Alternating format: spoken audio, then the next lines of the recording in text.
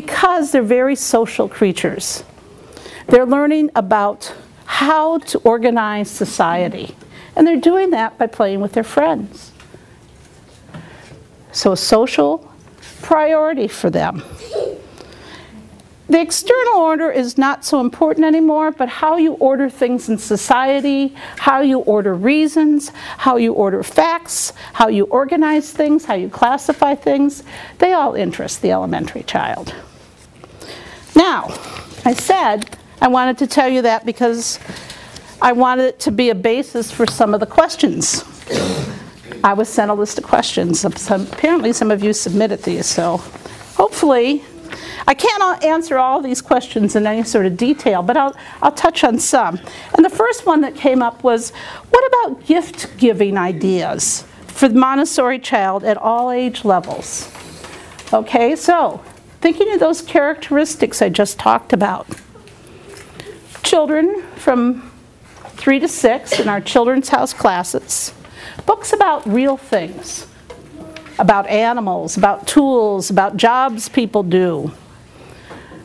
You know, with lots of pictures and some words. More words as they're older. Duplos. You can never go wrong with Duplos. You know, that whole construction thing. You know what those are? Okay. Legos later for older children. Duplos for the younger children. Anything that they can manipulate that's safe for your younger ones at home if you have them. Activities with you. May not seem like much of a birthday present, but promise them a special activity. Go to the zoo. Bake bread. You know, lots of things, something unusual, not something you normally do in your family. Think about things that they can manipulate. Play-Doh. You can buy Play-Doh, you can make Play-Doh. There's recipes you can get online. You know, that's a lot. Make the Play-Doh together and then make it available to them. For the 5-year-olds, start looking at those simple games they can play with you. Things like chutes and ladders. So they're learning how to, you know, do things like take turns. Okay, so any sort of sports equipment they can handle at that age. You know, nice softballs, things like that. Elementary children. Okay, books can be now about the whole universe, dinosaurs, stars, anything like that. You'll have to gear your child's reading age and abilities, but anything that they can get into that'll explore the universe. And now you can get into things like fantasy, fairy tales. Think of heroes that you would like to present to your children. And buy them a book about one of the heroes that you would like them. You know, go ahead. Be a little, I'm teaching you by giving you this gift. That's okay. Again, you know, now Legos. More complicated games that they can get into depending on their age. So, anybody more questions on gift giving? More ideas that, okay. I'm going to skip this one and come back to it, but okay, there's a couple questions here. One says, what are different parental postures one should have for the different Montessori levels? And another one talks about transition to the adolescent, the middle school. And another one is about connecting with the Montessori teacher. I'm going to kind of combine those, okay? So first and foremost, I talked about the different levels, the different planes, because that kind of gives you an idea of what's going on in your child's class, because in our classrooms, we respond to those planes. We respond to what the children need according to their characteristics. So the children in the Children's House classroom, you would expect that a lot of what they're doing has to do with touch, has to do with sound, has to do with sight. Okay? A little bit of tasting goes on, but that is what they're doing.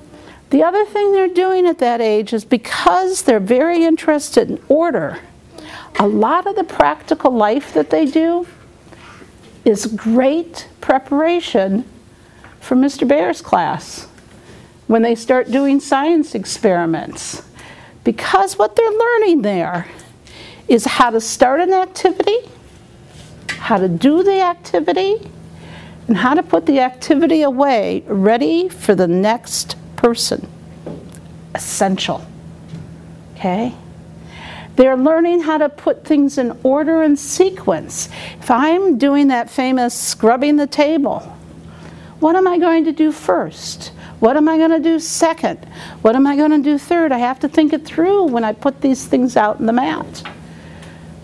Okay, so now I'm going to do a chemistry experiment because I'm really interested in chemistry. What am I going to need? And now it's not all nicely set up on the shelf, all in one little basket. They have to think it through.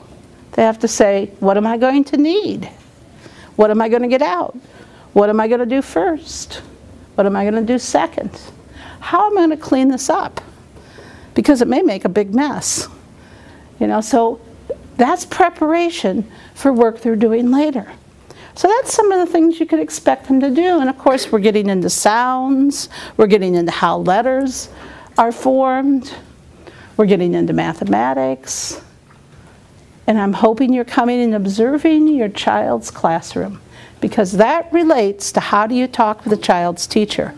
One of the most important things you can do is come in, sit down for at least a half an hour, and watch your child's classroom.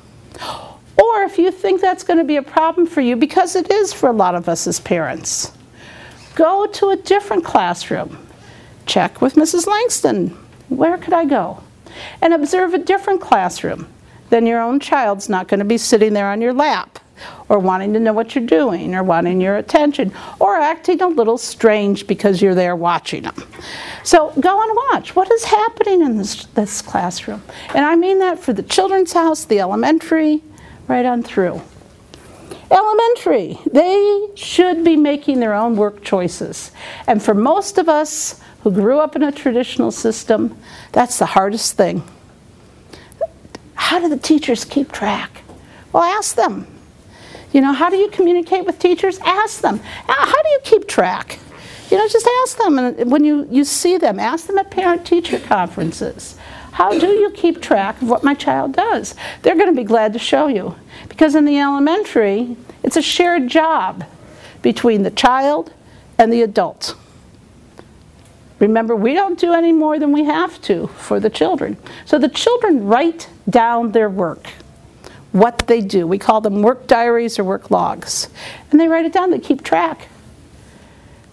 And then we look at those, and we also keep track of lessons we give, things like that. So we've got all sorts of ways to keep track. They don't all have to be doing the same thing. How do we know they're moving forward? Well, they're tested. That's one thing. But we also just know. We know that what lessons we've given them, whether they've practiced it, whether they haven't. But they're choosing their work. But we also keep track of the fact that they need to know certain things at the elementary level. They have to know fractions. You can't get out of the 6th grade without knowing how to add, subtract, multiply, and divide fractions. Society expects that. Okay? So are we going to keep track of that? Yeah. Are we going to talk to the children? You bet we are. We're going to say, hey, you got to practice this. You got to practice fractions. So they're having a lot of choices, but we're helping them to keep track, and they're moving forward. I've never walked into a Montessori school that's doing Montessori. I have to say I've walked into some Montessori schools that are not doing Montessori, but this is not one. But I've never walked into a Montessori school that's doing Montessori where the children aren't making wonderful academic progress. Okay? So, ask your child's teacher specifically about your child. Observe the classrooms. That is the best way to always communicate with your child's teacher. And then there was something about, also be casual. Drop by once